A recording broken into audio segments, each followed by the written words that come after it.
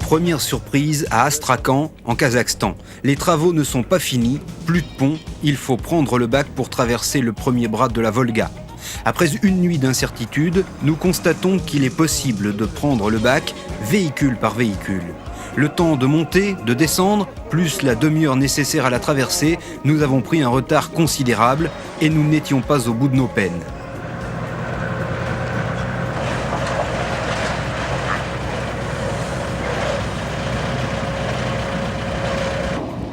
Et nous voilà partis pour traverser de l'autre. Quelle direction? On a le soleil dans le dos, entre Volgograd et Astrakhan.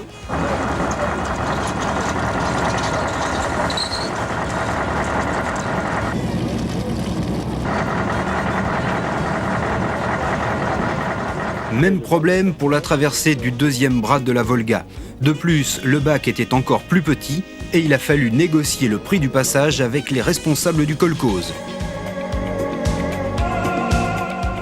Enfin, nouvelle surprise, au bout de quelques kilomètres, plus de pistes, plus rien.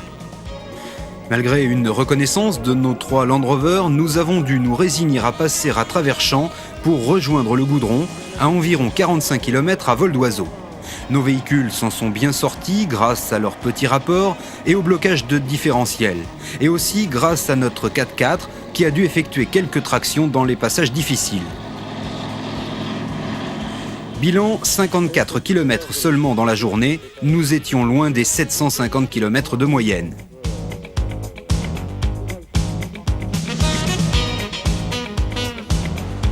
Nous sommes arrivés quand même dans les délais à Makat, premier point de rencontre du raid.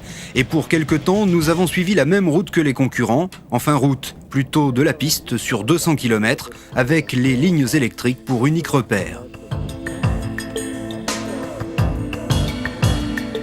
Nous sommes arrivés à Novi Uzen le 6 septembre, après une étape de 24 heures et 1280 km. Premier déchargement et quelques jours de repos bien mérités pour toute l'équipe.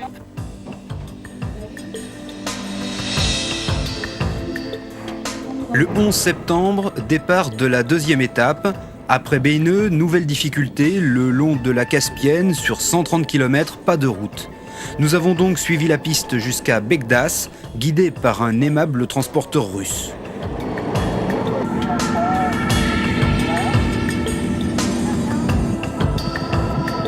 Cela ne nous a pas empêché de prendre la pelle et la pioche pour combler un pipeline afin d'obtenir une pente acceptable.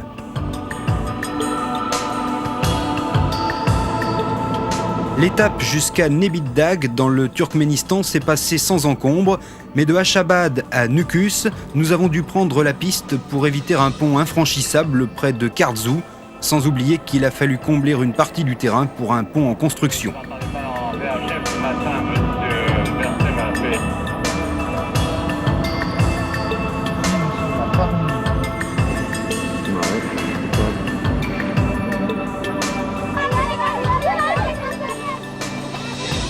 Dans la région de l'Uberkistan, enfin, bonne route et même des tronçons autoroutiers.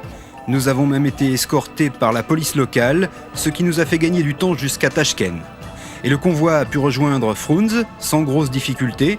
C'était la deuxième étape de livraison de nos marchandises. Après avoir rechargé les pièces défectueuses, nous sommes repartis seulement après une nuit d'arrêt, direction Alma-Ata et la frontière chinoise.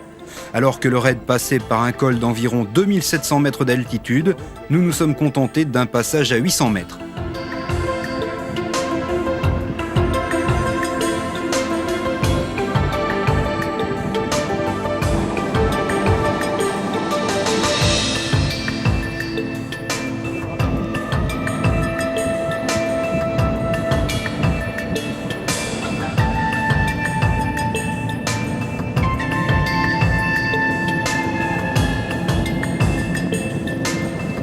Arrivés à la frontière, les douaniers nous attendaient avec le thé au lait et du pain frais. Accueil remarquable du côté chinois où un comité pimpant nous attribue nos plaques d'immatriculation, nos permis de conduire et les cartes grises. Très certainement, était-ce le premier convoi européen d'une telle importance à passer la frontière.